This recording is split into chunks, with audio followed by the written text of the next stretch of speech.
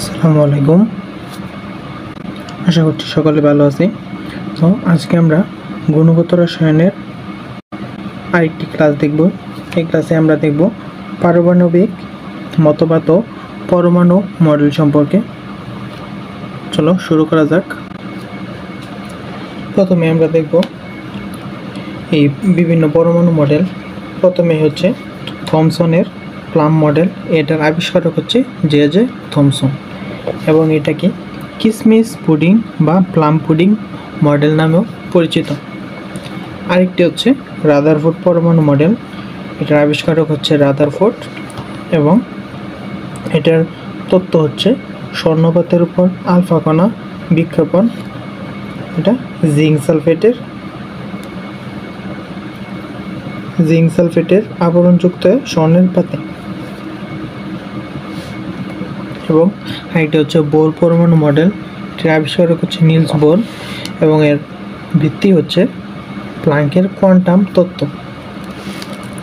এবং আরেকটি হচ্ছে বোর ও সমারফিল্ড মডেল। এর আবিষ্কারক হচ্ছে বোর ও সমারফিল্ড। এর ভিত্তি হচ্ছে বর্ণালীতে সূক্ষ্ম রেখার ব্যাখ্যা। এবং আরেকটি হচ্ছে তরঙ্গ বলরেখা মডেল, যেটার আবিষ্কারক লুই ডি ব্রোগলি এবং এর তত্ত্ব হচ্ছে ইলেকট্রনের কণা ও তরঙ্গ ধর্ম বা ইলেকট্রনের দ্বৈত ধর্ম। তো এই সবগুলা নাম পারলেও এই বোর পরমাণু মডেল, রাদারফোর্ডের মডেলের ভিত্তি, এগুলার আবিষ্কারকের নাম এবং সাল, এগুলো আমরা মনে রাখার চেষ্টা করব। এরপর আমরা দেখব রাদারফোর্ড পরমাণু মডেল। রাদারফোর্ড পরমাণু মডেলের মূল ভিত্তি হচ্ছে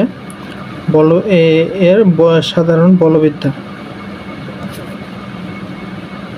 বা নিউটনের মহাকর্ষ ও ঘূর্ণন তত্ত্বের উপর এটি প্রতিষ্ঠিত। একে সোলার সিস্টেম মডেল বা নিউক্লিয়ার মডেলও বলা হয়। এটি এর পরমাণু বিদ্যুৎ নিরপেক্ষ, তাই নিউক্লিয়াসে ধনাত্মক চার্জ সংখ্যার সমান সংখ্যক ঋণাত্মক চার্জযুক্ত ইলেকট্রন থাকে। যেহেতু সমান সংখ্যক থাকে, অর্থাৎ ধনাত্মক সমান এবং ঋণাত্মক সমান, তার মানে এর নিউক্লিয়াসটা নিউট্রাল অবস্থায় থাকে বা নিরপেক্ষ অবস্থায় থাকে। যদি ধনাত্মক চার্জ বেশি থাকতো বা ঋণাত্মক চার্জ বেশি থাকতো, তাহলে এটি বিদ্যুৎ নিরপেক্ষ হতো না। এরপর হচ্ছে এর প্রয়োগ হচ্ছে বরের নিত্যতা সূত্র, ধ্রুবকের অনুপাত সূত্র ও বহু অনুপাত সূত্র। এবার দেখব এই মডেলটি কিসের মাধ্যমে পরীক্ষা করা হয়েছে। প্রথমে হচ্ছে একটি স্বর্ণের পাতে, এই স্বর্ণের পাতের পুরুত্ব হচ্ছে 0.0304 সেন্টিমিটার বা 404 সেন্টিমিটার। অপশনে যেটা আসবে সেটাই দিতে হবে। অপশনে যদি দুইটাই দেওয়া থাকে তাহলে সব বেশি কারেক্ট হচ্ছে এই 404 সেন্টিমিটার। এরপর হচ্ছে এই সোনার পাত হচ্ছে জিঙ্ক সালফেটের আবরণযুক্ত এবং এই জিঙ্ক সালফেট হচ্ছে অনুপ্রভা সৃষ্টিকারী। জিঙ্ক সালফেট হচ্ছে অনুপ্রভা সৃষ্টিকারী। এই অনুপ্রভা কি? অনুপ্রভা হচ্ছে যেটা আলোর প্রতিফলন সৃষ্টি করে, আর প্রতিপ্রভা হচ্ছে যেটা নিজস্ব আলো থাকে। এই জিঙ্ক সালফেটের মধ্যে আলো পড়লে সেটা সেই আলোর প্রতিফলন দেখায়, এই জন্য এটাকে বলা হয় অনুপ্রভা সৃষ্টিকারী। এরপর এই 99% আলফা কণা এটি ভেদ করতে পারে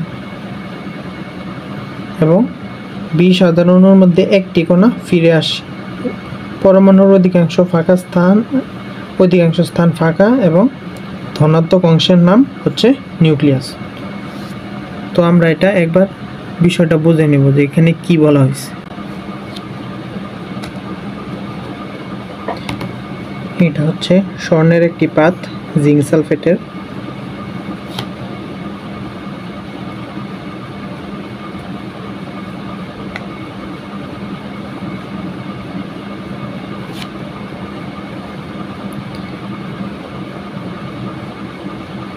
এটা হচ্ছে একটি পরমাণু এবং এখানে হচ্ছে তার নিউক্লিয়াস। তো যখন আলফা কণা নিক্ষেপ করছে অর্থাৎ পজিটিভ চার্জ, আলফা কণা হচ্ছে হিলিয়াম 2+, যখন এই পজিটিভ চার্জটা নিক্ষেপ করছে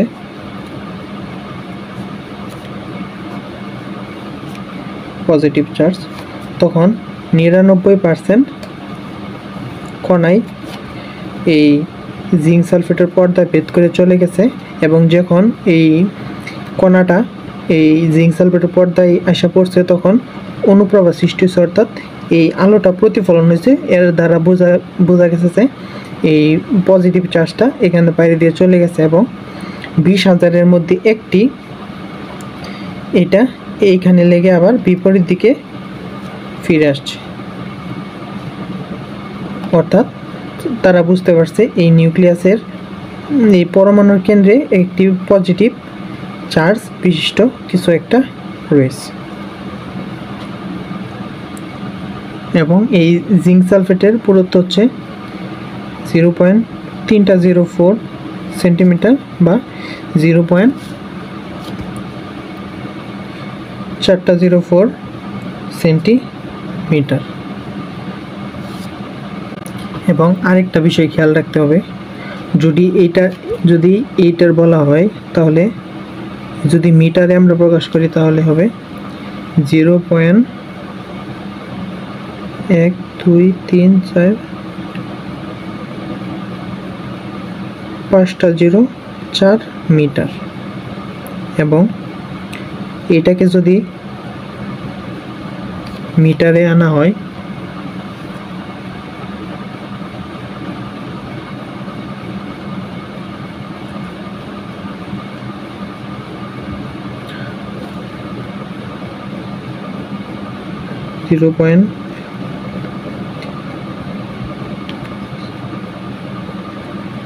মিটার হবে।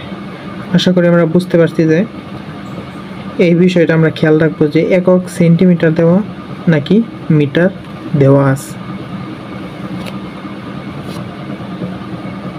এবং যেহেতু বেশিরভাগ এই ধনাত্মক চার্জই এটা ভেদ করে চলে যাইতেছিল, তাই তারা বুঝতে পারছে যে পরমাণুর অধিকাংশ অংশই ফাঁকা এবং এই মাঝখানে যে জিনিসটা আছে নিউক্লিয়াস, এবং এটা হচ্ছে পজিটিভ চার্জ বিশিষ্ট, যেহেতু এখান দিয়ে যাওয়ার সময় সেটা আবার বিপরীত দিকে চলে আসছে।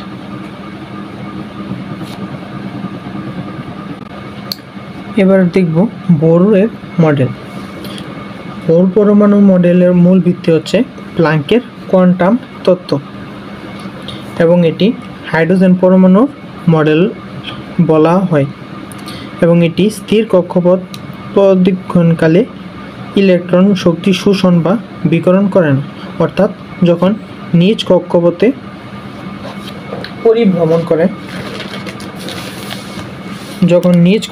পরিভ্রমণ করে তখন কোনো শক্তি শোষণও করে না, বিকিরণও করে না। কিন্তু যখন সে এই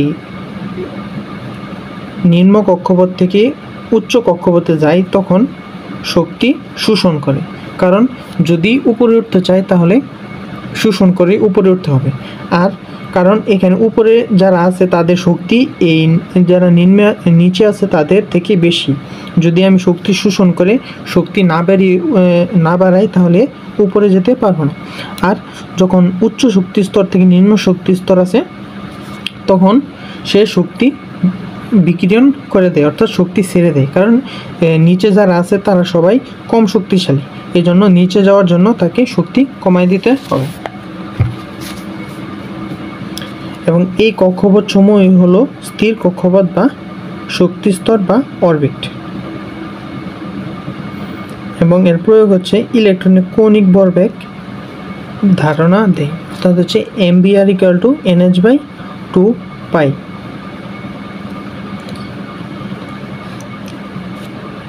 এরপর এটি বোর এর কৌণিক ভরবেগ হচ্ছে এটা, এগুলাই হচ্ছে এর বোরের পরমাণু মডেল। বোরের পরমাণু মডেলের বোর পরমাণু মডেল, রাদারফোর্ড পরমাণু মডেল এর সীমাবদ্ধতা এগুলো আমরা বই থেকে পড়ে নেব। এগুলো থেকে অনেক সময় কোয়েশ্চেন আসে, তো বই থেকে একবার রিডিং দিয়ে নিব। এরপর হচ্ছে মৌলের পারমাণবিক ভর নির্ণয়ের জন্য 3টা স্কেল রয়েছে। একটি হচ্ছে হাইড্রোজেন স্কেল, একটি হচ্ছে অক্সিজেন স্কেল এবং একটি হচ্ছে কার্বন স্কেল। এই 3টে স্কেলের নাম মনে রাখতে হবে। কোয়েশ্চেন আসতে পারে যে নিচের কোনটি পারমাণবিক ভর নির্ণয়ের স্কেল নয়। এই 3টা স্কেল দিয়ে দিল, অথবা এই 3টা স্কেলের সাথে আরেকটা দিয়ে দিল জিঙ্ক স্কেল, তো তখন ওইটা আনসার হয়ে যায়। তো এই 3টার নাম আমাদের মুখস্থ রাখতে হবে। এতক্ষণ আমরা যা যা দেখলাম সেগুলো নিয়ে কিছু কোশ্চেন এবার আমরা দেখে নিই, যা ভার্সিটিগুলোতে আসছে। সেটা হচ্ছে বোর পরমাণু মডেলের ভিত্তি কী। আমরা একটু আগে দেখে আসছি যে বোর পরমাণু মডেলের হচ্ছে প্ল্যাঙ্কের কোয়ান্টাম তত্ত্ব। এরপর হচ্ছে কোন কোন কোন পরীক্ষার মাধ্যমে প্রোটনের অস্তিত্বের প্রমাণ পাওয়া যায়। সেটা হচ্ছে আলফা রশ্মির মাধ্যমে। কারণ আমরা দেখে আসছি যে রাদারফোর্ড আলফা রশ্মি বিকিরণের মাধ্যমেই এক পরমাণুর কেন্দ্রে একটি পজিটিভ আধানের অস্তিত্ব পেয়েছে, যেটার নামই হচ্ছে নিউক্লিয়াস, এবং নিউক্লিয়াসের মধ্যেই প্রোটন প্লাস নিউট্রন থাকে এবং প্রোটনের চার্জ হচ্ছে পজিটিভ। এরপর হচ্ছে পরমাণুর ধনাত্মক নিউক্লিয়াসের অস্তিত্ব প্রমাণ হয় কোনটি থেকে।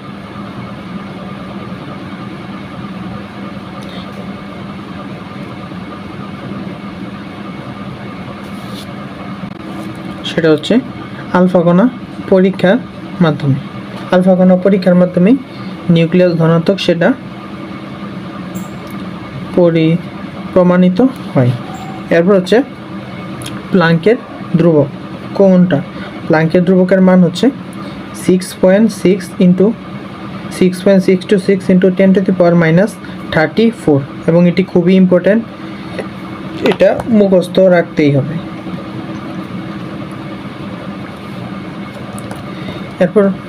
এরপর হচ্ছে অরবিটালের ধারণা নিচের কোনটি থেকে পাওয়া যায়। সেটা হচ্ছে বোর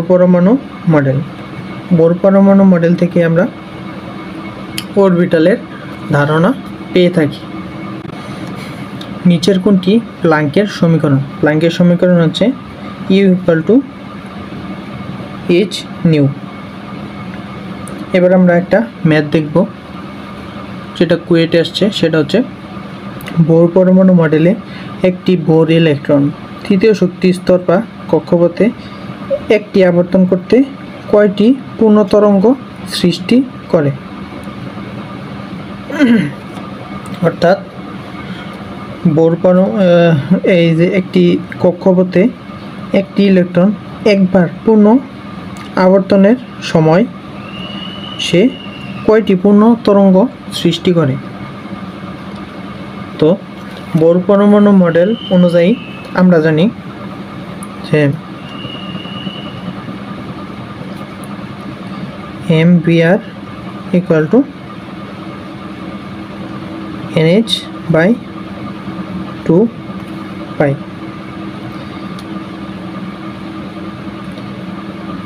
এখানে M হচ্ছে ভর, B হচ্ছে বেগ এবং R হচ্ছে ব্যাসার্ধ এবং H হচ্ছে প্ল্যাঙ্কের ধ্রুবক, যেটা আমরা জেনে আসছি যে প্ল্যাঙ্কের ধ্রুবকের মান হচ্ছে 6.6 × 10⁻⁻34 জুল সেকেন্ড। তো এখানে যেহেতু একটি বৃত্তের আবর্তন আমরা বের করব, যে বৃত্তের আবর্তনে কতটি পূর্ণ তরঙ্গ সৃষ্টি হয়, তাই এই বৃত্তের ব্যাসার্ধটাও জানতে হবে। বৃত্তের ব্যাসার্ধ আমরা জানি 2πr। তো এখানে টু পাইকে যদি আমরা এই পাশে আনি এবং এমএইচকে যদি আমরা ওই পাশে নিয়ে যাই তাহলে two pi r equal to NH by m v, অর্থাৎ এই ব্যাসার্ধটা হচ্ছে এটার সমান।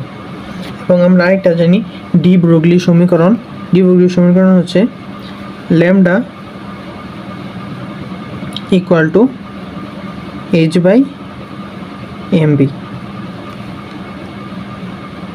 Lambda equal to h by m v. এবং এই ল্যামডাই হচ্ছে তরঙ্গ দৈর্ঘ্য। এই তাহলে এখন যদি আমরা এই এইচ বাই এম এইচ অর্থাৎ এইটুকুর পরিবর্তে আমরা এই ল্যামডাকে এখানে বসাই দিতে পারি। এই ল্যামডাকে এখানে বসাই দিলাম, এই ল্যামডা অর্থাৎ এই বৃত্তের সমান, এই পুরাটা বৃত্তের সমান হচ্ছে এতগুলা তরঙ্গ দৈর্ঘ্য সৃষ্টি হবে। অর্থাৎ একবার আবর্তন করলে এই এন ল্যামডা এখানে যতবার আবর্তন করবে এই এন ল্যামডা পরিমাণ এই পূর্ণ তরঙ্গ দৈর্ঘ্য সৃষ্টি করবে। এখানে এন এর মান কি? এন এর মান হচ্ছে যতবার আবর্তন করবে, যত নাম্বার, এখানে কক্ষপথ সংখ্যা হচ্ছে এন হচ্ছে কক্ষপথের সংখ্যা, এই যত নাম্বার কক্ষপথে চলবে সেটা হচ্ছে এন। তো এইখানে আমরা দেখতে পাচ্ছি যে 3 নাম্বার কক্ষপথে এটা আবর্তন করছে, অর্থাৎ এখানে যদি আমরা 3 ল্যামডা বসাই দিই, অর্থাৎ একবার এই কক্ষপথে আবর্তন করতে 3 এই ব্যাসার্ধ সমান হচ্ছে 3 ল্যামডা, অর্থাৎ এই তরঙ্গ হচ্ছে 3 ল্যামডা। এই বৃত্তের ব্যাসার্ধে তরঙ্গ হচ্ছে 3 ল্যামডা, মানে 3টি পূর্ণ তরঙ্গ সৃষ্টি করবে, অর্থাৎ আনসার হচ্ছে এই 3 ল্যামডা।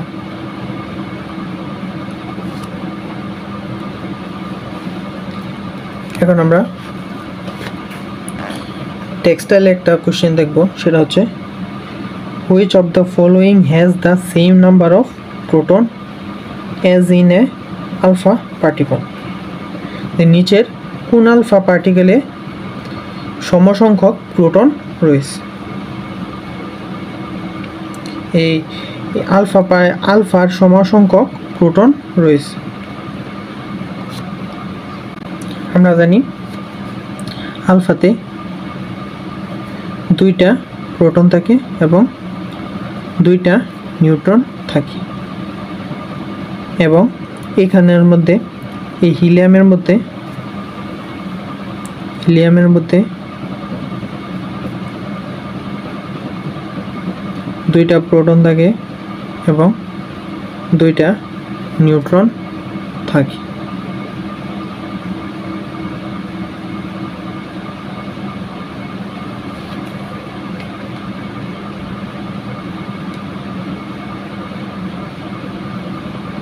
এরপর হচ্ছে বোরের প্রথম স্বীকার্য থেকে স্থায়ী কক্ষপথের শর্ত কোনটি? সেটা হচ্ছে L equal to NH by 2 pi. আশা করছি এতগুলো আমরা বুঝতে পারছি।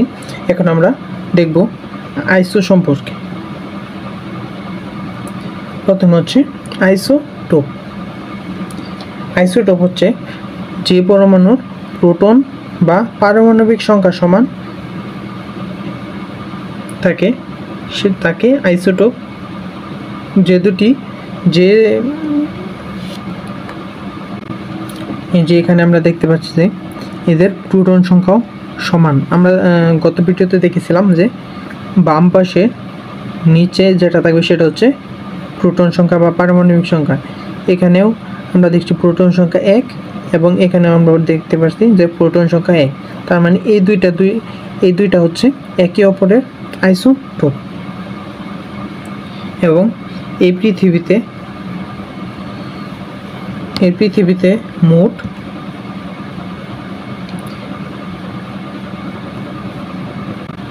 1300 আইসোটোপ রয়েছে।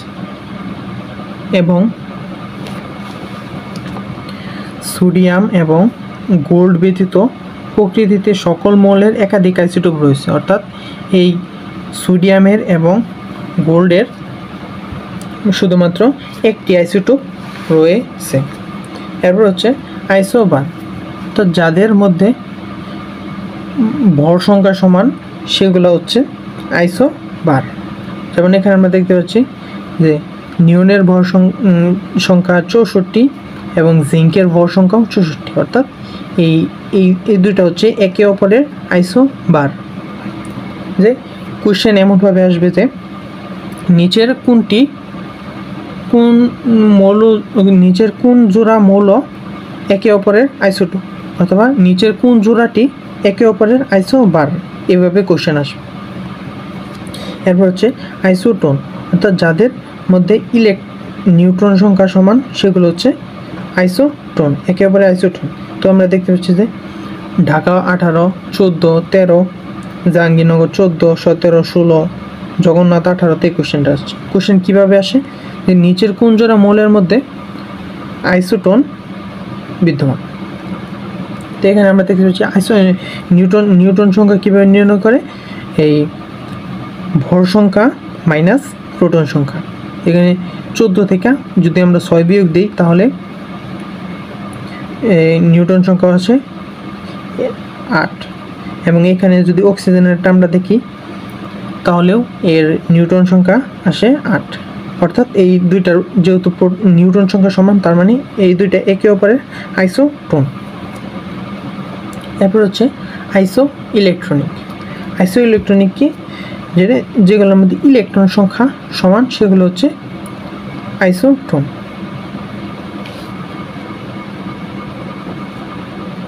অর্থাৎ এখানে আমরা যদি দেখি যে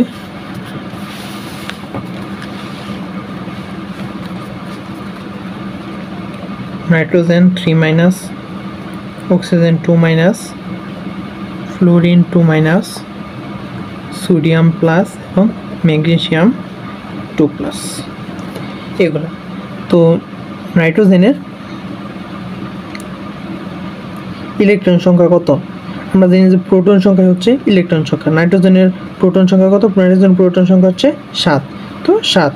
এরপর যেহেতু এখানে 3টা নেগেটিভ আছে, তার মানে সে কারো কাছ থেকে 3টা ধার করে আনছে, তার মানে এই 7-এর সাথে আরও 3 যোগ হবে, অর্থাৎ এখানে মোট 10টা ইলেকট্রন রয়েছে।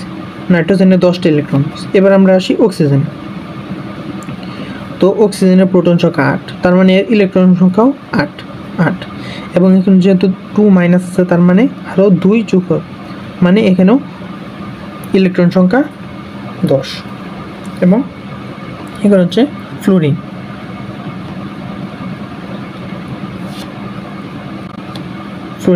এখানে শুধু মাইনাস। ফ্লোরিনের প্রোটন সংখ্যা হচ্ছে 9, লিখব 9, এবং এখানে যেহেতু একটা মাইনাস আছে তাই 1 যোগ করব, মানে 10।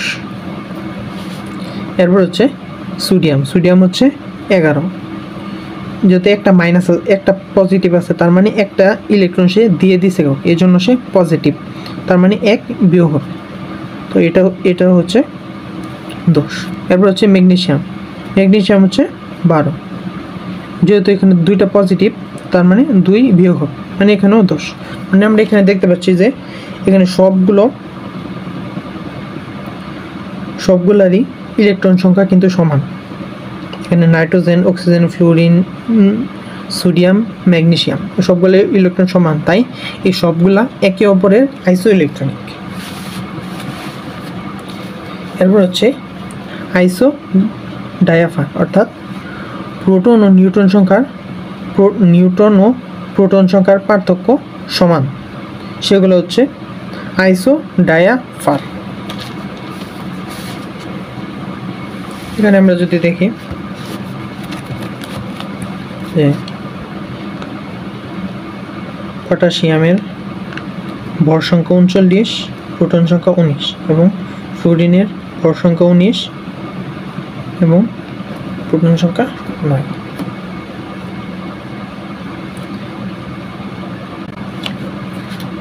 এই পটাশিয়ামের নিউটন সংখ্যা কত? নিউটন সংখ্যা হচ্ছে এই দুইটার বিয়োগফল, 39 বিয়োগ 19 মানে হচ্ছে 10 এবং এর প্রোটন সংখ্যা কত? প্রোটন সংখ্যা হচ্ছে 19 এবং এখানে নিউট্রন সংখ্যা হচ্ছে 19 বিয়োগ 9 ইকুয়াল টু 10 এবং এর প্রোটন সংখ্যা হচ্ছে 9। তো আমরা কি জানলাম যে আইসোডাইফার হচ্ছে প্রোটন সংখ্যা এবং নিউট্রন সংখ্যার পার্থক্য যদি সমান হয় তাহলে আইসোডাইফার। তো এই দুইটার পার্থক্য কত? সরি, এখানে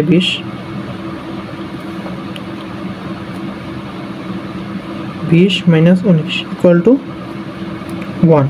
আর যদি এখানে আমরা পার্থক্য দিই 10 মাইনাস 9 ইকুয়াল টু 1। যেহেতু এই দুইটার পার্থক্য সেম, তার মানে এই দুইটা হচ্ছে একে অপরের আইসোডাইফার। আশা করছি বুঝতে পারছি। এরপর হচ্ছে আইসোস্টার। আইসোস্টার হচ্ছে অণুর মধ্যে সমসংখ্যক পরমাণু ও ইলেকট্রন থাকে, তাহলে সেটা হচ্ছে আইসোস্টার। এখানে কি বোঝাইছে? এই অণুর মধ্যে সমসংখ্যক থাকে, তার মানে এখানে দুইটা নাইট্রোজেন রয়েছে, দুইটা নাইট্রোজেন কিন্তু দুইটার মধ্যেই এই সমসংখ্যক ইলেকট্রন রয়েছে। এই অণুর মধ্যে দুইটা নাইট্রোজেন রয়েছে, সেম পরমাণু, এবং দুইটার মধ্যেই সেম ইলেকট্রন রয়েছে।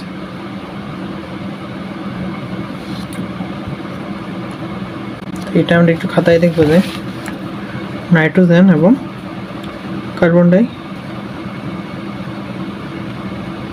কার্বন মনোক্সাইড, এই দুইটার মধ্যে আমরা দেখবো যে এই দুইটা কি আইসোস্টার নাকি। তো এখানে আমরা দেখব প্রথমে কয়টা পরমাণু রয়েছে। এখানে পরমাণু রয়েছে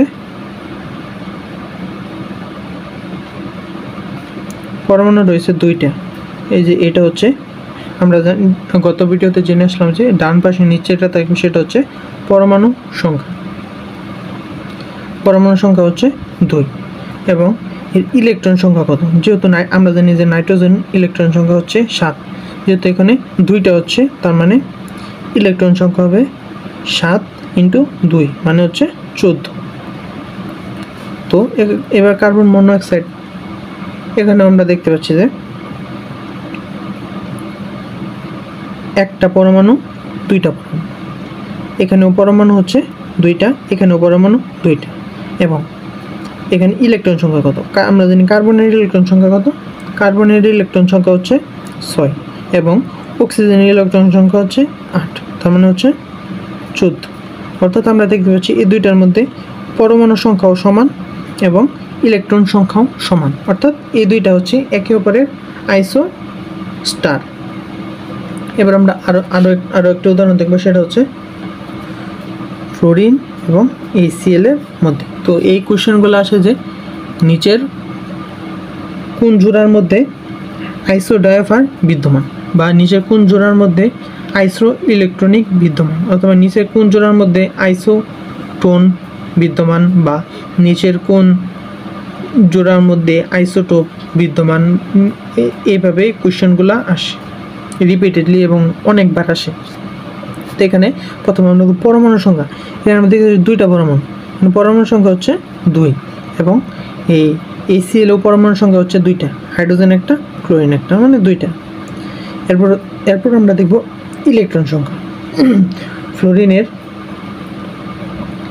ইলেকট্রন হচ্ছে 9টা, ফ্লোরিন হচ্ছে 9, এর প্রোটন সংখ্যা হচ্ছে 9, তার মানে এর ইলেকট্রন সংখ্যাও 9। যেহেতু দুইটা প্রোটন আছে, দুইটা মৌল আছে, তার মানে 9 × 8 = 18। এবং এখানে যদি আমরা দেখি যে হাইড্রোজেনের ইলেকট্রন সংখ্যা 1টি এবং ক্লোরিনের ইলেকট্রন সংখ্যা 17টি। এখানেও দেখতে পাচ্ছি এর ইলেকট্রন সংখ্যা সমান, এবং এখানেও পরমাণু সংখ্যাও সমান, তার মানে এই দুইটি হচ্ছে একে অপরের আইসোস্টার। তো আশা করছি আমরা বুঝতে পারছি এগুলোর মধ্যে। তো এখন আমরা দেখব কিছু মৌল ও আইসোটোপ সংখ্যা। প্রথম হচ্ছে হাইড্রোজেনের আইসোটোপ হচ্ছে 3টি। এই হাইড্রোজেন আইসোটোপ হচ্ছে এই তিনটা, এর মধ্যে হচ্ছে এই যেটার ভর সংখ্যা হচ্ছে 3, এটা হচ্ছে কৃত্রিম আইসোটোপ। যেটার ভর সংখ্যা 3 সেটা হচ্ছে কৃত্রিম আইসোটোপ। এবং এই অক্সিজেনের আইসোটোপও 3টা। অক্সিজেনের 16, 17 এবং 18 ভর সংখ্যা, এবং এর 18 ভর সংখ্যা যে আইসোটোপ রয়েছে এটা হচ্ছে তেজস্ক্রিয় আইসোটোপ। এই সব এই ইম্পর্টেন্ট হচ্ছে যেগুলো ব্যতিক্রম সেগুলো আমরা মনে রাখবো, যেমন কোনটা হাইড্রোজেনের কৃত্রিম, কোনটা এটা হাইড্রোজেনের এই অক্সিজেনের তেজস্ক্রিয় আইসোটোপ কোনটা, সেটা হচ্ছে অক্সিজেন 18। এরপর হচ্ছে ক্লোরিনের আইসোটোপ হচ্ছে 2টা, একটি 35 এবং একটি 37। এবং কার্বনের আইসোটোপ হচ্ছে 4টা, এটা কার্বন 12, কার্বন 13, কার্বন 14, কার্বন 22। এই 4টার মধ্যে কার্বন 14 হচ্ছে তেজস্ক্রিয় আইসোটোপ।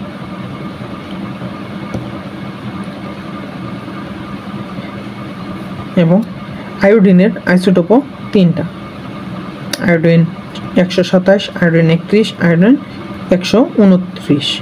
এই আয়োডিন 129 হচ্ছে তেজস্ক্রিয় আইসোটোপ।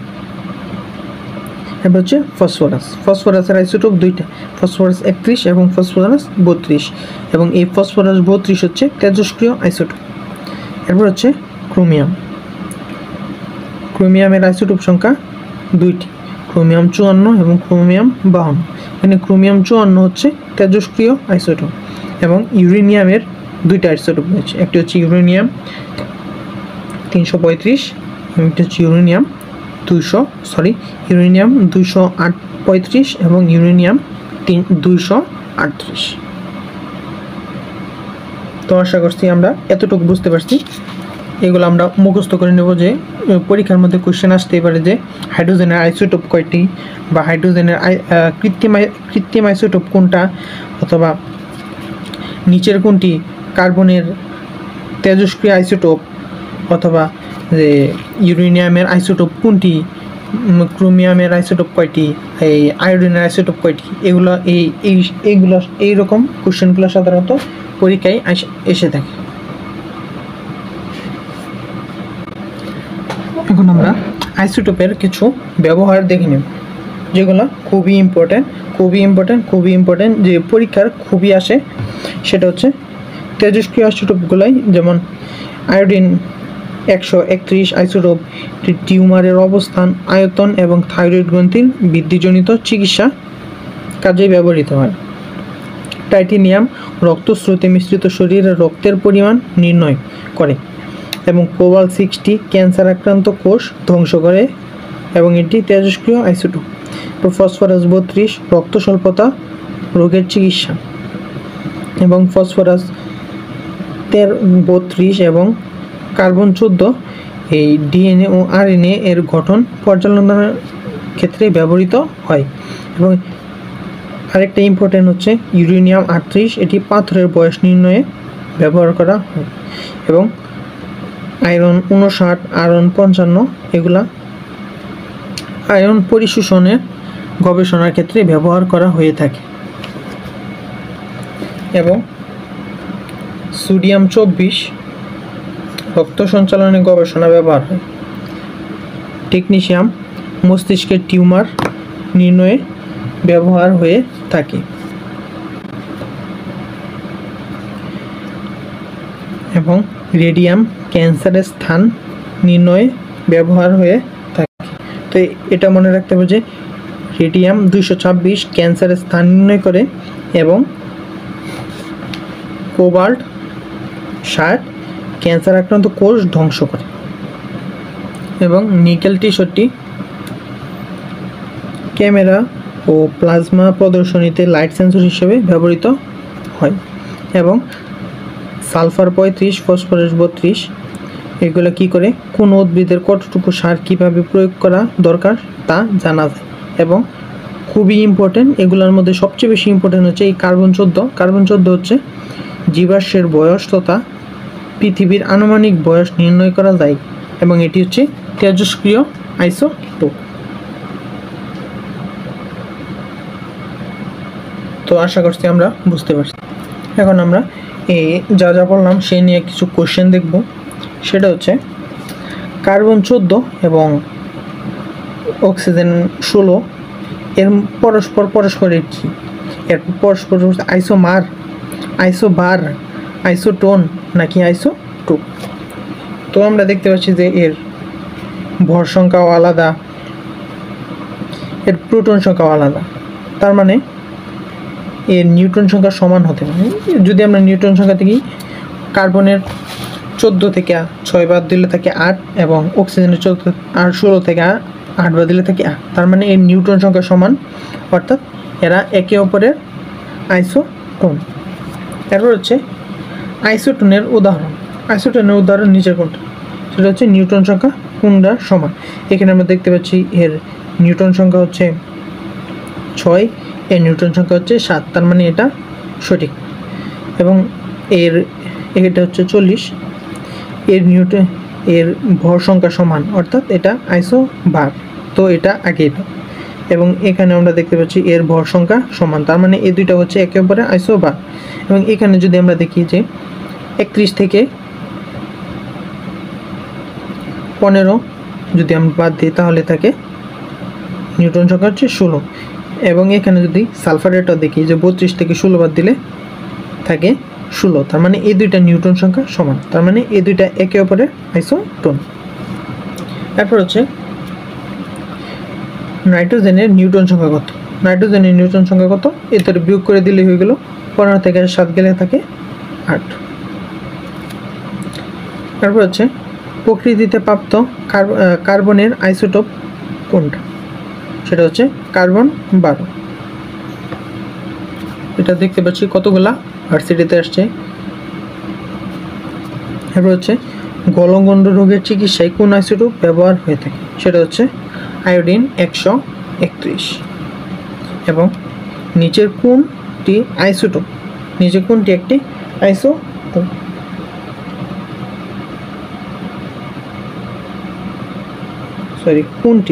এখানে কোনটির হবে, নিচের কোনটির আইসোটোপ একটি?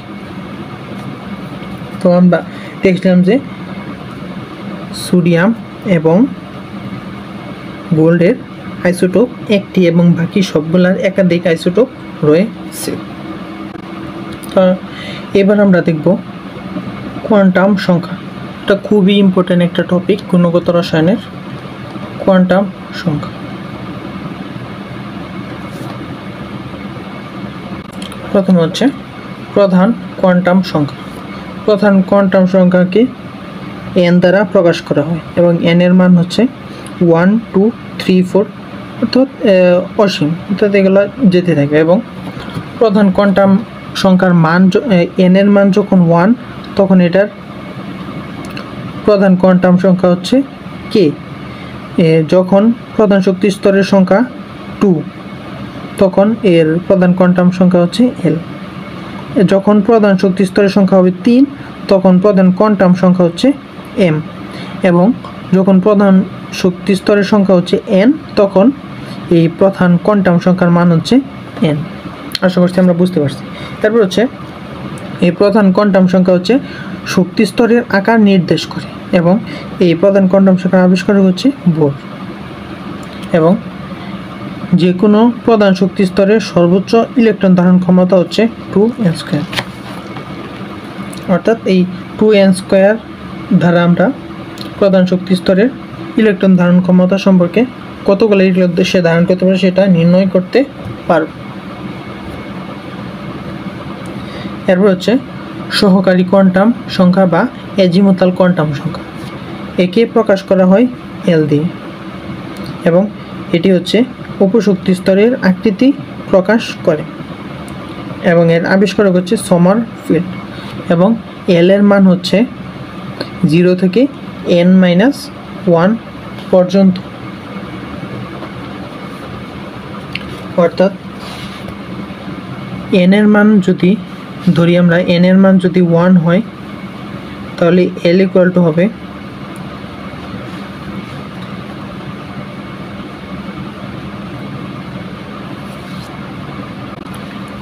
0 থেকে n-1 পর্যন্ত। এই n-1 কত? n-1 হচ্ছে 0 1 সরি n minus 1 হচ্ছে 1 minus 1 l equal to কি n minus 1 মানে equal to হচ্ছে 0 তার মানে এর a হচ্ছে 0 এবং যদি n এর মান 2 হয় তখন এর মান হবে এখানে যদি 2 থেকে 1 বিয়োগ দেই সেটা হচ্ছে 1 অর্থাৎ এখানে আরেকটা বলা আছে যে 0 থেকে n minus 1 পর্যন্ত তো প্রথমে থাকবে 0 তারপর হচ্ছে n minus 1 n minus 1 হচ্ছে 1 তার মানে 1 যদি n এর মান 3 তাহলে l equal to হচ্ছে n minus 1 হচ্ছে n minus 1 হচ্ছে 3 minus 1 equal to হচ্ছে 2 অর্থাৎ 0 1 2 এই তিনটা হবে l এর মান যদি n equal to 4 হয় তাহলে l equal to হবে 0 1 2 3 অর্থাৎ n এর মান যতই হবে তার এক কম হবে 0 থেকে তার এক কম পর্যন্ত l এর মান হবে আশা করছি আমরা বুঝতে পারছি এরপর হচ্ছে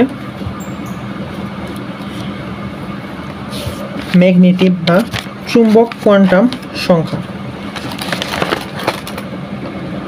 একে m দ্বারা প্রকাশ করা হয় এবং এটি অরবিটালের সংখ্যা এবং বিন্যাস নির্দেশ করে এবং এর আবিষ্কারক হচ্ছে জিমেন তো m এর মান হচ্ছে -l থেকে 0 সহ +l পর্যন্ত তো এটা দ্বারা কি বোঝাচ্ছে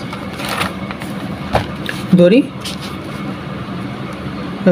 n equal to 1 তাহলে l এর মান হবে 0 এবং m এর মান হবে +-0 যেহেতু 0 এর আগে কোনো কিছু প্লাস মাইনাসের কোনো দাম নাই তাই লিখলাম অর্থাৎ যদি n equal to 2 হয় তাহলে l equal to কত হবে 0 1 তো এই যেহেতু এখানে 1 আছে তার মানে এই 1 এর m এর মান হবে +-l এই l এর মান হচ্ছে 1 এই 1 এর প্লাস মাইনাস অর্থাৎ -1 0 +1 এখানে যদি n এর মান 3 হয় তাহলে l এর মান হবে 0 1 2 তো এই 2 থেকে শুরু করব m এর মান আমরা শুরু করব -2 থেকে একদম +2 পর্যন্ত যতগুলো আছে সবগুলো হবে -2 -1 0 +1 এবার যদি আমরা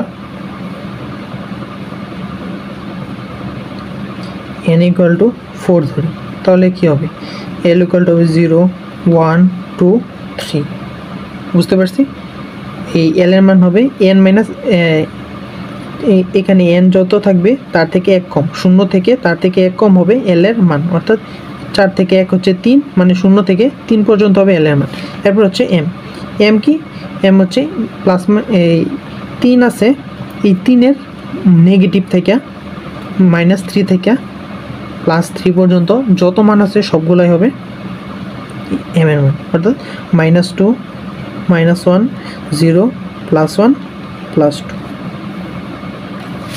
যদি n equal to 5 হয় তাহলে l equal to হবে 0 1 2 3 4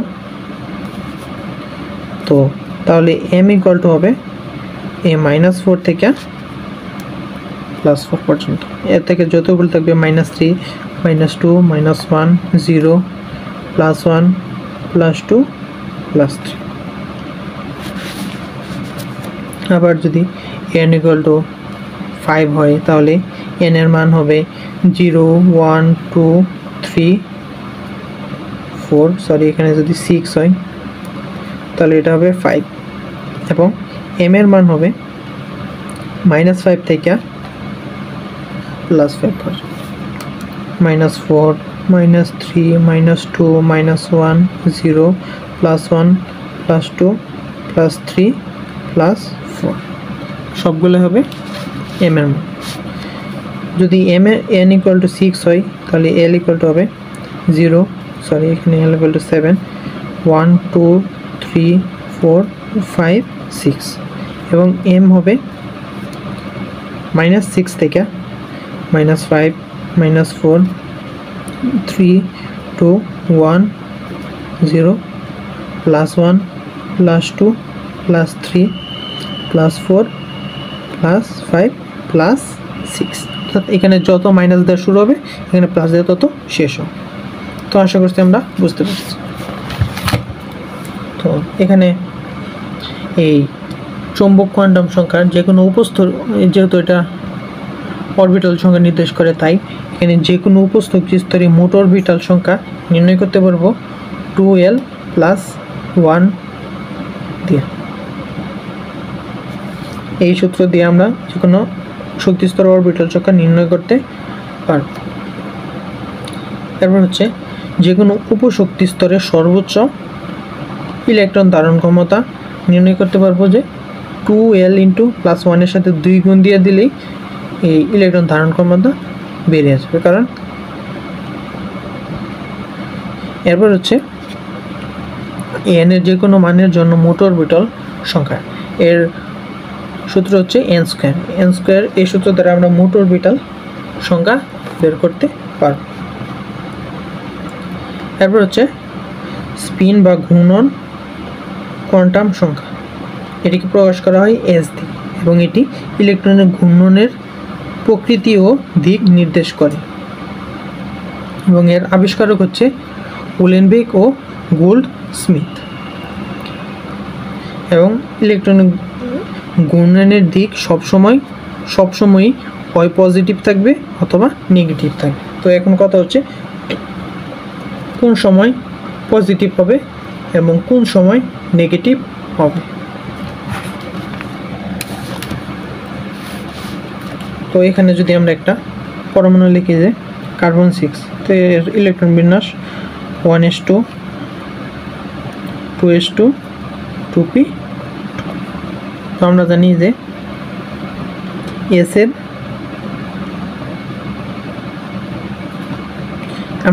এর অরবিটাল সংখ্যা হচ্ছে 1টি এবং p এর অরবিটাল হচ্ছে 3টা।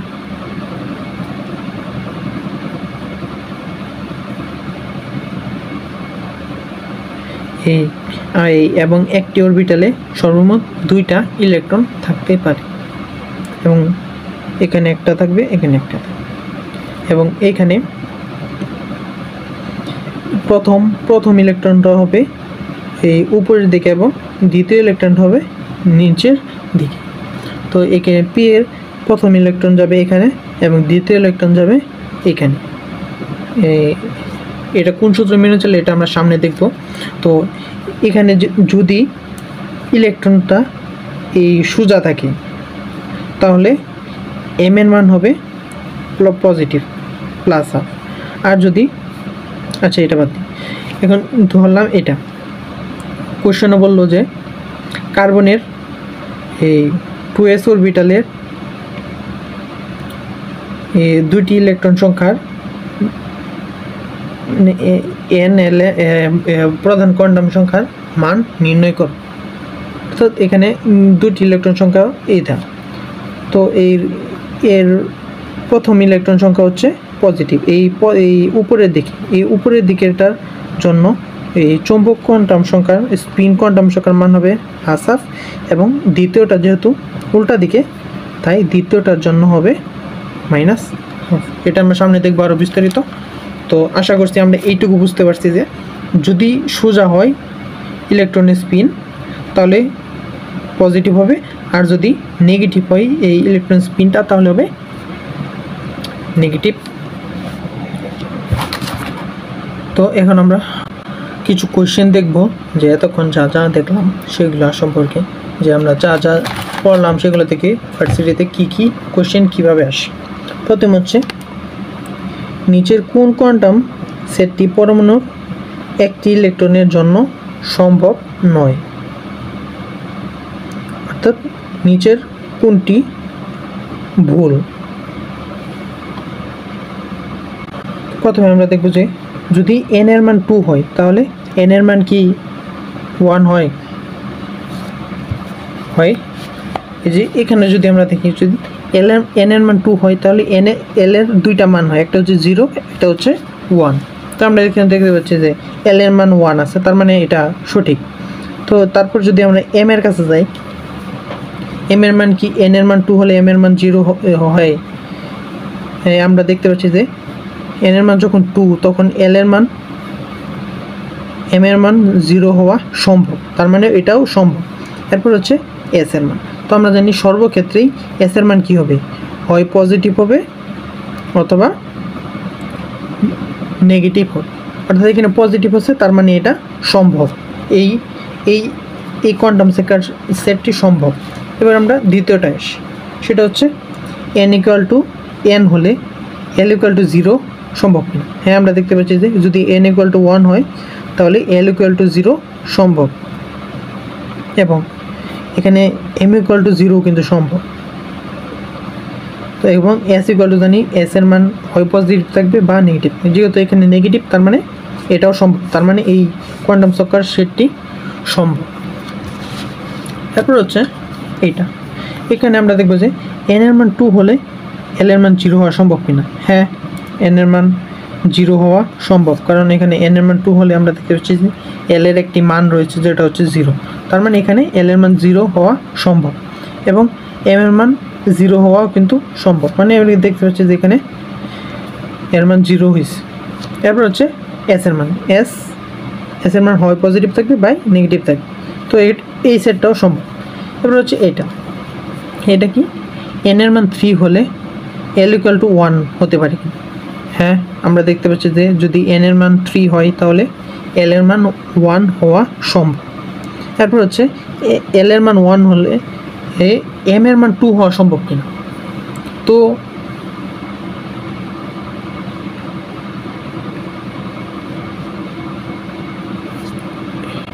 সরি, এখানে n = 2 হবে। তো n = 2 হলে l = 1 সম্ভব, কিন্তু এখানে m = 2 কিন্তু সম্ভব না, কারণ আমরা জানি m এর মান হচ্ছে l - 1 থেকে l + 1 পর্যন্ত 0 সহ, অর্থাৎ এটা যত থাকবে মাইনাস থেকে প্লাস পর্যন্ত হবে এর মান, কিন্তু এই 2 হচ্ছে এর মধ্যে নাই। যেহেতু এর মধ্যে নাই তাহলে এই সেটটি হবে অসম্ভব, তার মানে এই সেটটি সম্ভব নয়। তো এর আনসার হচ্ছে বি। এরপর হচ্ছে একটি অরবিটালের 4টি কোয়ান্টাম সংখ্যার মান n = 3, l = 2 এবং m = 1 এবং s = +½ হলে ইলেকট্রন সংখ্যা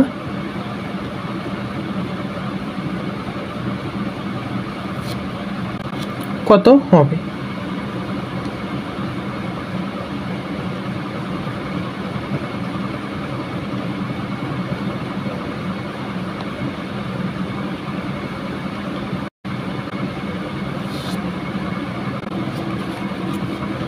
তো এটা আমরা কিভাবে বের করব, এই কোয়ান্টাম সংখ্যার সেট দ্বারা আমরা কিভাবে একটি ইলেকট্রন, কতগুলো ইলেকট্রন সংখ্যা এখানে আছে এটা আমরা কিভাবে বের করব। তো এর জন্য আমরা একটা বিষয়ের উপর নজর রাখতে হবে, সেটা হচ্ছে m এর মানের উপর এবং ম্যাগনেটিক কোয়ান্টাম সংখ্যা এবং এই চৌম্বকীয় কোয়ান্টাম সংখ্যা, এই দুইটির কোনো ম্যাগনেটিক কোয়ান্টাম সংখ্যা বা স্পিন কোয়ান্টাম সংখ্যার উপর আমরা নজর রাখতে হবে। তো আমরা এখানে দেখতে পাচ্ছি যে ম্যাগনেটিক কোয়ান্টাম সংখ্যা দেওয়া আছে m = 1 এবং এখানে স্পিন কোয়ান্টাম সংখ্যা দেওয়া আছে +½ তার মানে এখানে একটি মাত্র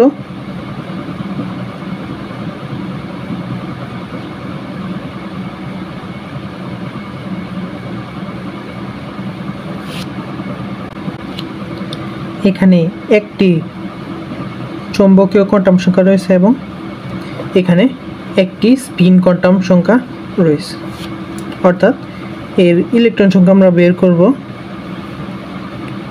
এই এম এর যতগুলা মান থাকবে তার সাথে এই এস এর যতগুলা মান থাকবে সেটার গুণফল। অর্থাৎ এখানে এম এর মান আছে একটি মানে 1 ইন্টু এস এর যতগুলা মান আছে, এখানে এস এর মান হচ্ছে প্লাস হাফ, মানে এখানে প্লাস হাফ হচ্ছে এর পূর্ণমান, এই পূর্ণমান হচ্ছে একটা মান, এখানে একটা মান দেওয়া আছে, তার মানে হচ্ছে 1, অর্থাৎ এর আনসার হবে 1, অর্থাৎ এটার আনসার হবে 1, এখানে একটি ইলেকট্রন থাকবে।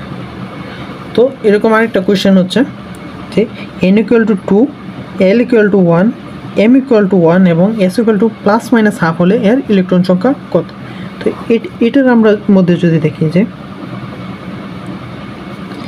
m = 1, s = plus minus half. তো এখানে আমরা দেখতে পাচ্ছি যে s এর মান কিন্তু প্লাস মাইনাস হাফ দেওয়া, তার মানে এখানে s এর দুইটা মান রয়েছে, একটা হচ্ছে পজিটিভ হাফ, একটা হচ্ছে নেগেটিভ হাফ। তো এর ইলেকট্রন সংখ্যা হবে, এম এর কতগুলো মান দেওয়া আছে, এম এর মান দেওয়া আছে একটা, তার মানে 1, এবং এস এর মান কয়টা দেওয়া আছে, এস এর মান দেওয়া আছে একটা, দুইটা, তো ইন্টু 2 = 2, অর্থাৎ এখানে মোট ইলেকট্রন সংখ্যা হচ্ছে দুইটা, এর আনসার হবে 2। তারপর হচ্ছে n = 3 হলে l = 2 এবং m = প্লাস মাইনাস 2 হলে এবং s = প্লাস মাইনাস হাফ হলে এর ইলেকট্রন সংখ্যা কত। এখানে যদি আমরা দেখি যে m এর মান কি দেওয়া আছে, m এর মান দেওয়া আছে প্লাস মাইনাস 2, অর্থাৎ এখানে প্লাস মাইনাস 2 দেওয়া আছে। এই প্লাস মাইনাস 2 বলতে কি আমরা শুধু দুইটা বোঝাই, যেমন একটা পজিটিভ 2 একটা নেগেটিভ 2 দেওয়া আছে। এইটা যারা মনে করবে তারা সবচেয়ে বড় ভুল করবে। এটা যারা মনে করে এখানে মনে করবে যে এখানে দুইটা মান দেওয়া আছে, তাহারা সবচেয়ে বড় ভুল করবে, এটা হবে না। কারণ আমরা জেনে আসছি যে এম এর মান হচ্ছে মাইনাস এল হতে প্লাস এল পর্যন্ত 0 সহ, অর্থাৎ এটি হবে, এর মান হবে -2, -1, 0, +1, +2, এইটা হচ্ছে এম এর মান। অর্থাৎ এখানে 1 2 3 4 5, এখানে এম এর মান হচ্ছে 5টা।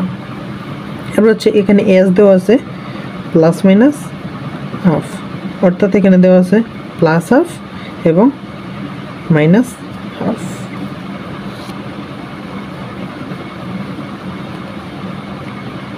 তো এর ইলেকট্রন সংখ্যা হবে, এখানে এম এর মান কয়টা, এম এর মান দেওয়া আছে 1 2 3 4 5টা, 5 ইন্টু এখানে এস এর মান দেওয়া আছে 2টা = 10, অর্থাৎ এখানে আনসার হবে 10। তো এখানে যারা এম এর মান 2 ধরবে, মানে প্লাস একটা -2 একটা, মানে এখানে 2 ধরবে এবং এখানে এস এর মান ধরবে 2 = 4। তো এখানে 4 কিন্তু আছে, এখানে 4 অনেকে দাগাই দিয়ে আসবে, যখনই 4 দাগাইবে তখনই ভুল হয়ে যাবে। তো এই বিষয়টা খেয়াল রাখতে হবে, এই বিষয়টা কিন্তু কখনোই ভুল করা যাবে না। তো এরকম আরেকটা যদি আমরা দেখি যে n এর মান 4, l এর মান 3, m এর মান +-3 এবং s এর মান -1। এখানে ইলেকট্রন সংখ্যা কত। তো এখানে আমরা কি দেব, প্রথমে m = +-3 দেওয়া আছে। তো এখানে মনে রাখতে হবে +-3 বলতে এখানে শুধু দুইটা ইলেকট্রন যে আছে, একটা +3 একটা -3, এটা কিন্তু কখনোই না। তার মানে এখানে কি দেওয়া আছে, -3 থেকে -3 -2 -1 0 +1 +2 +3, অর্থাৎ এই সবগুলা মান এই +-3 মধ্যে দেওয়া আছে। ওখানে এখানে 1 2 3 4 5 6 7টা মান দেওয়া আছে। এখানে এস এর মান দেওয়া আছে একটা, মানে -1/2। তো এর ইলেকট্রন সংখ্যা হবে 3 3 6 1 7 7 ইন্টু 1 এখানে কটা এস এর একটা মধ্যে আছে, তার মানে এর ইলেকট্রন সংখ্যা হবে 7। তো আশা করছি আমরা এটা বুঝতে পারছি। তো খুবই ইম্পর্টেন্ট হচ্ছে এম এর মানের দিকে খেয়াল রাখতে হবে, এখানে কয়টা প্লাস মাইনাস দেওয়া আছে এটা দেখতে হবে, এবং এর প্লাস মাইনাস কয়টা দেওয়া আছে এটা দিকে খেয়াল রাখতে হবে, এবং এখানে যতগুলো মান থাকবে তার গুণফলই হবে এর মোট ইলেকট্রন সংখ্যা।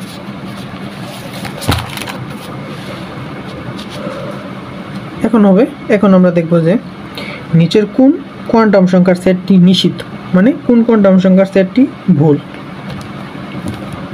প্রথম হচ্ছে n হলে l=0 সম্ভব কিনা। হ্যাঁ, আমরা দেখতে পাচ্ছি যে n যদি 1 হয় তাহলে l=0 সম্ভব। m=0 সম্ভব কিনা, হ্যাঁ আমরা দেখতে পাচ্ছি l=0 হলে m=0 সম্ভব, এবং s এর মান তো প্লাস মাইনাস যে কোনো একটা হবে, তার মানে এই সেটটি সম্ভব। এরপর হচ্ছে n এর মান 3 হলে l এর মান 1, এটা সম্ভব কিনা। হ্যাঁ, আমরা এখানে যদি দেখি n এর মান 3 হলে l এর মান 1 আছে, তার মানে এটা সম্ভব। l এর মান 1 হলে m এর মান -2 সম্ভব কিনা। হ্যাঁ, আমরা দেখতে পাচ্ছি যে এখানে n এর মান 3 হলে এই m এর মান -2 সম্ভব। এরপর হচ্ছে s এর মান প্লাস মাইনাস পজিটিভ যে কোনো একটা হবে। এরপর হচ্ছে c l এর মান 2 হলে l এর মান 2 সম্ভব কিনা। তো আমরা এখানে দেখতে পাচ্ছি যে l এর মান যদি n এর মান 2 হলে l এর মান 2 সম্ভব না, l এর সর্বোচ্চ মান 1 পর্যন্ত, n এর মান 2 হলে l এর সর্বোচ্চ মান 1 পর্যন্ত, তার মানে এই সেটটি সম্ভব না। অর্থাৎ আমরা ধাপে ধাপে আমরা এক একটা দেখব যে কোন n এর মান কত হলে কোনটা সম্ভব আর n এর মান কত হলে কোনটা অসম্ভব, এভাবে আমরা দেখে যাব। যেখানে গিয়ে দেখব যে n এর মান 2 হলে এটা সম্ভব না, তার মানে সেটাই হবে আনসার, সেটাই হবে সেই সেটটি হবে নিষিদ্ধ, বা সেই সেটটি সম্ভব নয় বা ভুল। তো এই কথাগুলো কিন্তু খুব ভালো করে পড়তে হবে। অনেকে এই কথার পেছনে আটকে যায় যে এখানে দেওয়া থাকে যে নিচের কোনটি সঠিক নয় বলতে এখানে বলছে নিচের কোনটি ভুল, সে সঠিকটা দাগায় আসে পারে, তার মানে তার আনসার প্রশ্ন বলছে যে ভুলটা দাগাইতে, কিন্তু সে সঠিকটা দাগাইছে, তার মানে সে এখানে অংশটা তার কাটা গেল। আবার এখানে বলছে কোন সেটটি নিষিদ্ধ, মানে কোন সেটটি ভুল। তো এটা কিন্তু খুব সাবধানতার সাথে দেখতে হবে। এরপর হচ্ছে সহকারী কোয়ান্টাম সংখ্যা l এর মান কত হলে f অরবিটাল সম্ভব।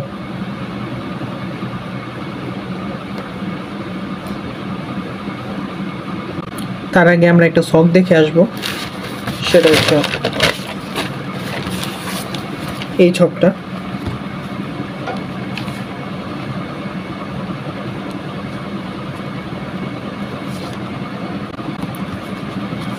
l এর মান যদি 0 হয় তাহলে এর উপশক্তি স্তর হবে s, এবং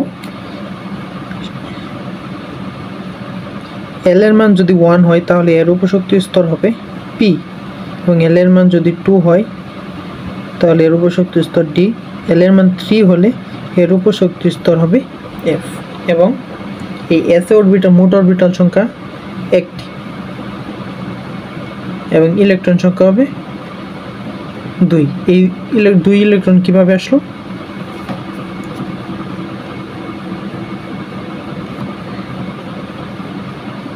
এরপর হচ্ছে p এর মান যদি অরবিটাল সংখ্যা 3 হয় তাহলে এর অরবিটাল সংখ্যা হবে 6।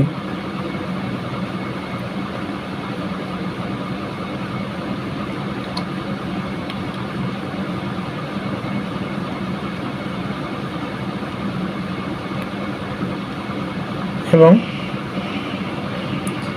এর এটা যদি f হয় তাহলে এর অরবিটাল সংখ্যা 7, এবং মোট ইলেকট্রন সংখ্যা হবে 14টা। অর্থাৎ একটি অরবিটালে 2টি করে ইলেকট্রন থাকতে পারে।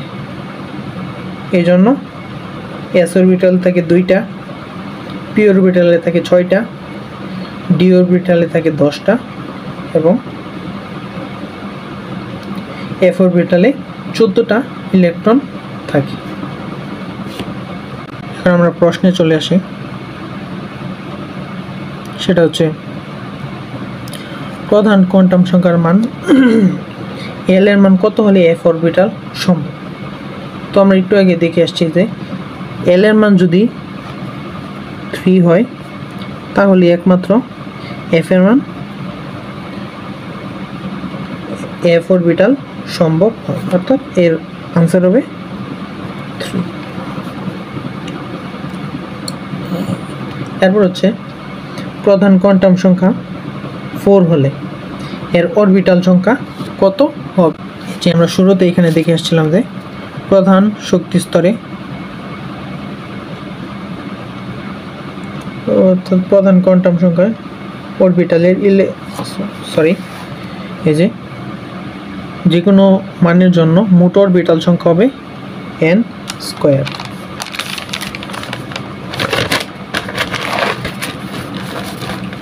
তাহলে এই যে এখানে প্রধান কোয়ান্টাম সংখ্যার 4 হলে এর অরবিটাল সংখ্যা হবে n স্কয়ার। এখানে n এর মান কত? n এর মান হচ্ছে 4, তার মানে 4 স্কয়ার ইকুয়াল টু 16, আনসার হবে 16। এরপর হচ্ছে চৌম্বক কোয়ান্টাম সংখ্যা কি নির্ধারণ করে? চৌম্বক কোয়ান্টাম সংখ্যা নির্ধারণ করে অরবিটালের দিক। অরবিটালের দিক চৌম্বক কোয়ান্টাম সংখ্যা নির্ধারণ। এরপর হচ্ছে উপশক্তি স্তর এস এর জন্য এল ও এম এর মান কোনটা? আমরা জানি, যদি দেখে আসি উপশক্তি স্তর এস এর জন্য এল এর মান হচ্ছে 0,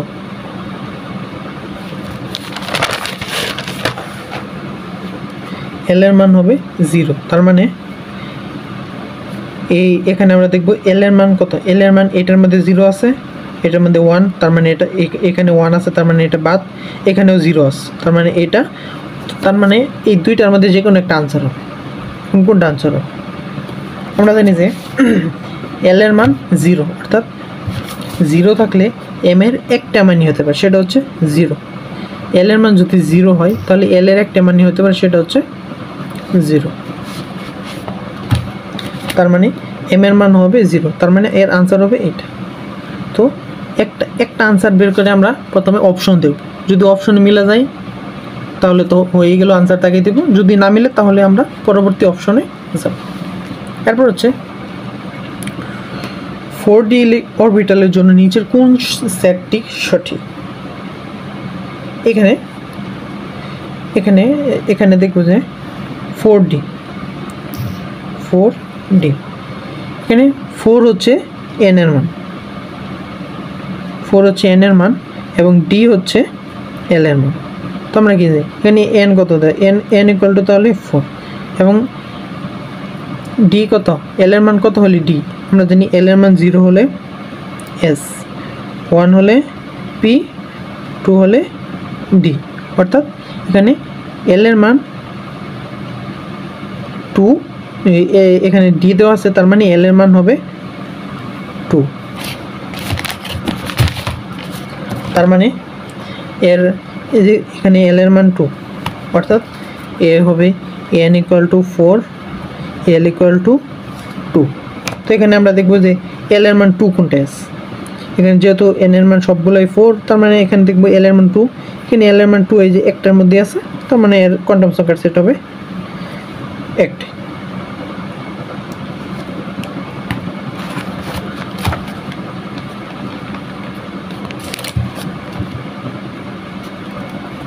এখানে যদি দেওয়া থাকতো, যদি বলতো যে 4s এর অরবিটালের জন্য কোন নিচের এগুলোর মধ্যে কোন সেটটা সঠিক, তাহলে আমরা কোনটা, তাহলে আনসার কোনটা? এখানে n এর মান আমরা তো জানি 4, ওকে, তাহলে এই l এর কোন মানের জন্য s এর মান 0? l এর মান যদি যখন 0 তখন হবে s, অর্থাৎ l এর মান 0 আমরা দেখি, l এর মান 0 হলে, অর্থাৎ এই যে l এর মানে একটা 0 আছে, তার মানে 4s বললে আনসার হবে এইটা, কারণ এখানে এল এর মান একটাই সম্ভব, তার মানে এর আনসার হবে এটা।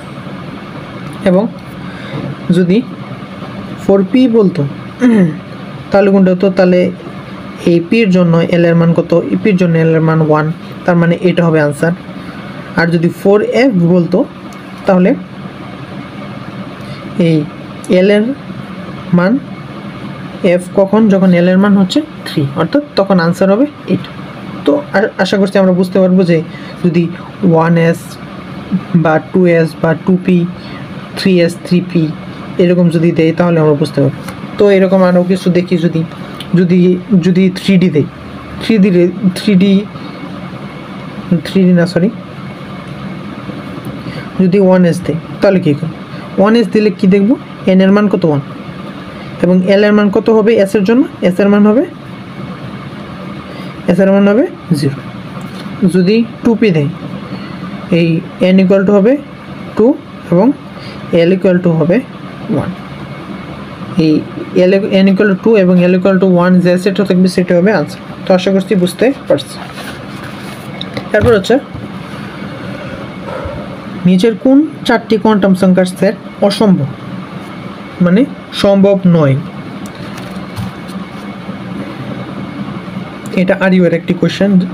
তো এখানে আমরা দেখতে পাচ্ছি যে কোনটা এল এর মান, কোনটা এম এর মান, কোনটা এস এর মান, এগুলো উল্লেখ নাই। তো এখানে আমরা ধরে নিতে হবে যে প্রথম যেটা থাকবে সেটা হবে এন এর মান, দ্বিতীয় যেটা থাকবে সেটা হচ্ছে এল এর মান, তৃতীয় যেটা থাকবে সেটা হচ্ছে এম এর মান এবং চতুর্থ যেটা থাকবে সেটা হচ্ছে এম এর মান।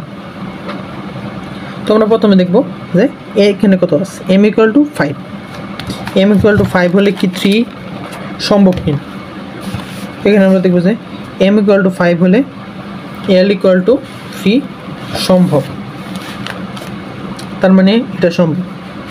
তো 0 সম্ভব কিনা, হ্যাঁ, এম ইকুয়াল টু 5 হলে যে আমরা দেখতে পাচ্ছি যে এম ইকুয়াল টু 0 সম্ভব, তার মানে এই সেটটা সম্ভব। এরপর হচ্ছে এইটা এন এর মান 3 হলে এল এর মান 2 সম্ভব কিনা, হ্যাঁ আমরা দেখতে পাচ্ছি এন এর মান 3 হলে এল এর মান 2 সম্ভব। এই তাহলে এম এর মান 2 সম্ভব কিনা, হ্যাঁ আমরা দেখতে পাচ্ছি এম এর মান 2 সম্ভব, তার মানে এই সেটটিও সম্ভব। তারপর হচ্ছে এইটা, এখানে আমরা দেখতে পাচ্ছি এল এর মান যদি এন এর মান যদি 4 হয় তাহলে এন এর মান 0 সম্ভব কি না, হ্যাঁ এন এর মান যদি 4 হয় তাহলে এন এর মান 0 হওয়া সম্ভব। তারপর হচ্ছে এম এর মান 0 সম্ভব কিনা, হ্যাঁ এম এর মানও 0 হওয়া সম্ভব, তার মানে এই সেটটিও সঠিক। তারপর হচ্ছে এটা, এখানে এন এর মান 2 হলে এন এর মান 3 হলে এল এর মান 2 সম্ভব কিনা, হ্যাঁ আমরা দেখতে পাচ্ছি এল এর মান যদি 3 হয়, এন এর মান যদি 3 হয় তাহলে এল এর মান 2 সম্ভব। তারপর হচ্ছে তাহলে এই এম এর মান -3 সম্ভব কিনা। তো আমরা এখানে দেখতে পাচ্ছি যে এম এর সর্বোচ্চ মান হচ্ছে +2 আর সর্বনিম্ন হচ্ছে -2, তো এখানে 3 অসম্ভব, তার মানে এই সেটটি সম্ভব নয়, তাহলে এটা হবে আনসার। তারপর হচ্ছে n equal to 3 l equal two 1 উপকক্ষে কয়টি ইলেকট্রন থাকতে পারে। তো এর আনসার কী হবে, তো আমরা ছকে দেখে আসছিলাম যে এল এর মান যদি 0 হয় তাহলে এর অরবিটাল হবে s এবং s এ থাকবে 2টি ইলেকট্রন, এর অরবিটাল সংখ্যা হবে 1টি। l ইকুয়াল টু 1 হলে এটি হচ্ছে p এবং এখানে 3টি অরবিটাল থাকবে, অর্থাৎ এই l ইকুয়াল টু 1 যেহেতু তার মানে এখানে 3টি অরবিটাল আছে, তার মানে একটি অরবিটালে থাকে 2টি ইলেকট্রন, তার মানে 3টি অরবিটালে থাকবে 3 × 2 ইকুয়াল টু 6টি ইলেকট্রন, তার আনসার হবে 6। তো এখন কথা হলো এই যে এই তিনটা আইলো কই থেকে, এই তিনটা হইল গা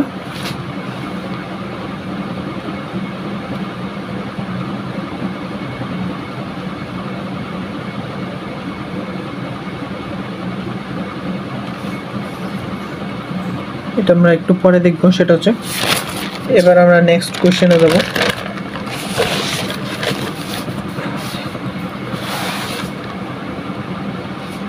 সেটা হচ্ছে আয়রন 26 এর সর্বশেষ ইলেকট্রনের জন্য নিচের কোন সেটটি সঠিক? তার জন্য এখন আমাদের আয়রনের ইলেকট্রন বিন্যাসটা লিখতে হবে।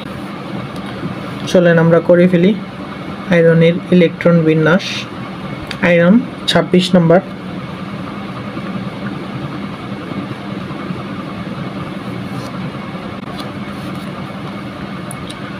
one s two, 2s2, 2p6, 3s2, 3p6 এবং তারপর হবে 4s2 20 এবং 3d6 এবং 4s2।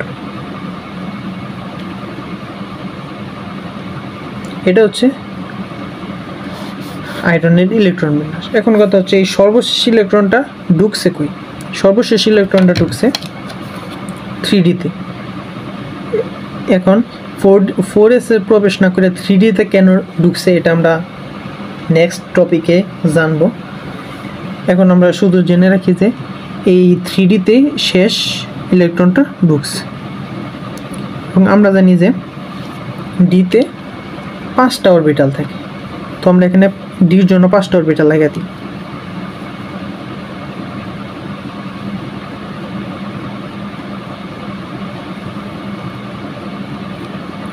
1 2 3 4 5 নাম হচ্ছে এটা হচ্ছে 3d xy, 3d yz, 3d zx,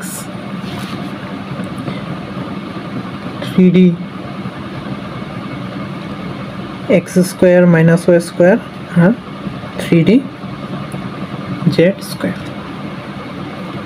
তো আমরা জানি যে সর্বপ্রথম এই প্রত্যেকটা অরবিটালে একটা একটা করে ইলেকট্রন ঢুকবে এবং সেই ইলেকট্রনের দিক হবে সোজা। তো প্রথমে আমরা সোজাভাবে দিই, এই যে 1টা 2টা 3টা 4টা 5টা, এখানে 5টা ইলেকট্রন দিয়ে দিলাম, কিন্তু এই ডিতে থাকে 6টা ইলেকট্রন, তার মানে আরও একটি ইলেকট্রন ঢুকবে। তো কোথায় ঢুকবে? এই যে 3d এই অরবিটালে ঢুকবে, কিন্তু সেটা স্পিন হবে উল্টা দিকে, অর্থাৎ এটা স্পিন হবে উল্টা দিকে। তো এখানে আমরা কি কি ইনফরমেশন পাইলাম যে এই আয়রনের সর্বশেষ ইলেকট্রনটা 3d-তে প্রবেশ করছে, 3d-তে প্রবেশ করছে এবং এর ইলেকট্রনের স্পিন যেহেতু নিচের দিকে, তাহলে এর m এর মান হবে নেগেটিভ -12। আশা করছি আমরা বুঝতে পারছি, এর মান হবে -12। তো এবার যদি আমরা কোশ্চেনের দিকে আসি, তাহলে এখানে আমরা দেখতে পাবো একটার মানে শুধুমাত্র -12 দেওয়া আছে, তার মানে এটাই হবে আনসার। তো সেম একটা কোশ্চেন দেখব, সেটা হচ্ছে Cu এর কপারের, প্রথমে আমরা কপারের ইলেকট্রন বিন্যাসটা লিখে ফেলব। কপারের ইলেকট্রন বিন্যাস কপার 29। তো এখানে দেওয়া আছে যে আয়ন দেওয়া আছে 2টা ইলেকট্রন চলে গেছে। প্রথমে আমরা কপারের ইলেকট্রন বিন্যাসটা করি। Copper 29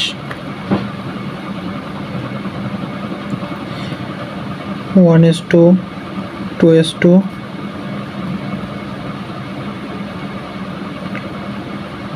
2p6 3s2 3p6 3d10 এবং 4s। এটা হচ্ছে কপারের ইলেকট্রন বিন্যাস।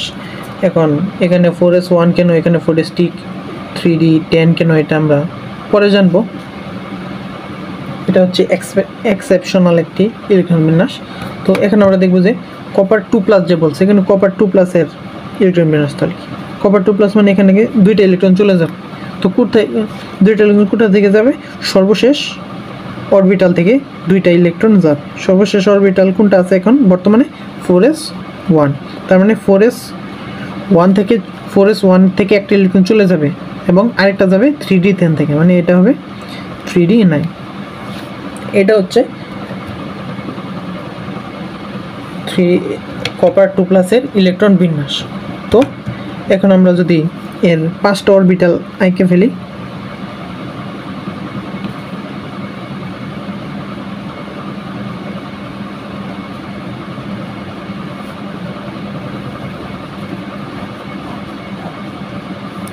দুই, 3, 4, 5। তার মানে এখানে প্রথমে একটা করে যাবে, একটা করে যাবে। যেহেতু এখানে 5টা আছে, তার মানে এখানে 9টা আরও 4টা ঢুকবে। তার মানে যে 4টা ঢুকবে সেটা উল্টা দিকে যাবে, উল্টা 1, 2, 3। এবং সর্বশেষ অরবিটাল কি? সর্বশেষ অরবিটাল হচ্ছে ঋণাত্মক। তার মানে এখানে আমরা কি জানলাম যে সর্বশেষ অরবিটালটা সর্বশেষ ইলেকট্রনটা ঢুকছে কোথায়? 3d-তে। এবং এর সর্বশেষ ইলেকট্রনের স্পিন কোনটা? সর্বশেষ ইলেকট্রনের স্পিন হচ্ছে উল্টা দিকে, এটা ঢুকছে সর্বশেষ। তার মানে m = হবে -12। এখানে আমরা দেখতে পাচ্ছি যে s এর মান দুইটা -12 দেওয়া, একটা হচ্ছে এটার মধ্যে, একটা হচ্ছে এটার মধ্যে। তাহলে আনসার কোনটা? আনসার হবে এখানে n এর মানও 3, n এর মান 3। তো আনসার হবে এই l এর মান। আমরা জানি যে l এর মান 3 হলে l এর মান 2 হলে একমাত্র d অরবিটাল আসে, সেটা তার মানে এর আনসার হবে এটা। একটু আগে আমরা দেখে আসছি যে l = যদি 2 হয় তাহলে d অরবিটাল আসবে। এরপর হচ্ছে n = 4 এবং l = 3 হলে উপকক্ষপথে সবচেয়ে বেশি ইলেকট্রন সংখ্যা হবে কতটি? এটা আমরা কীভাবে জানবো? এটা আমরা ওই সূত্র দিয়ে জানবো, সেটা হচ্ছে 2 × 12 + 1।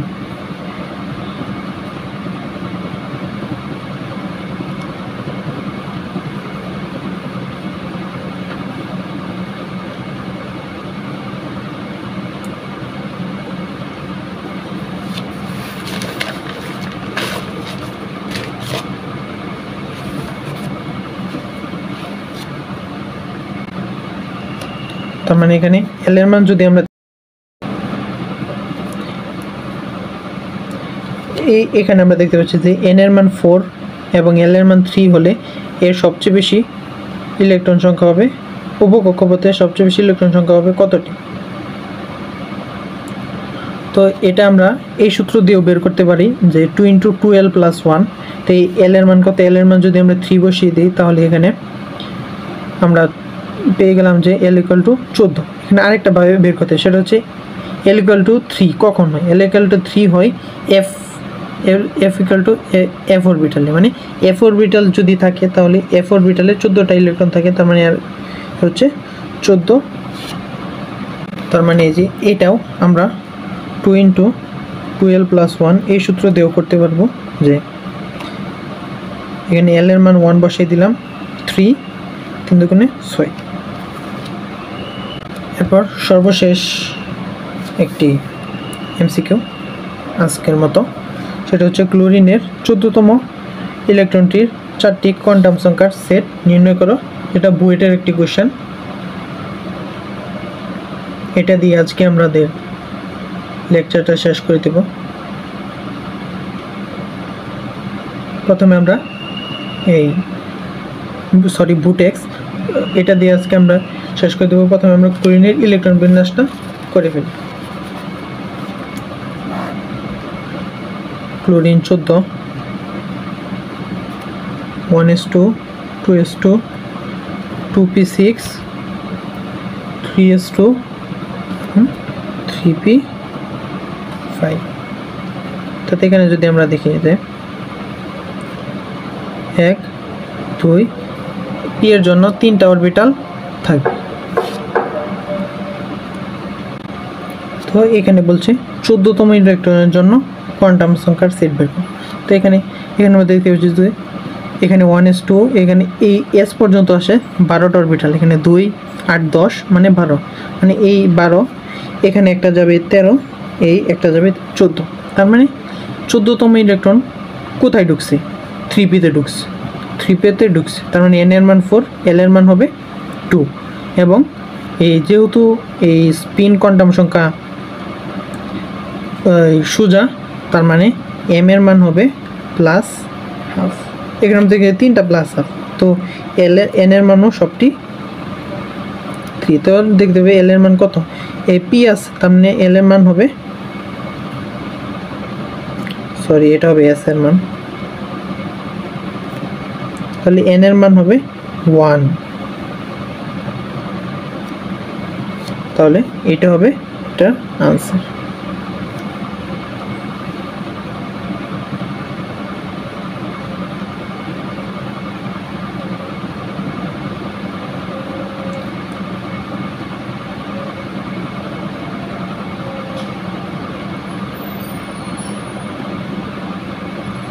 তো আশা করছি আমরা বুঝতে পারছি।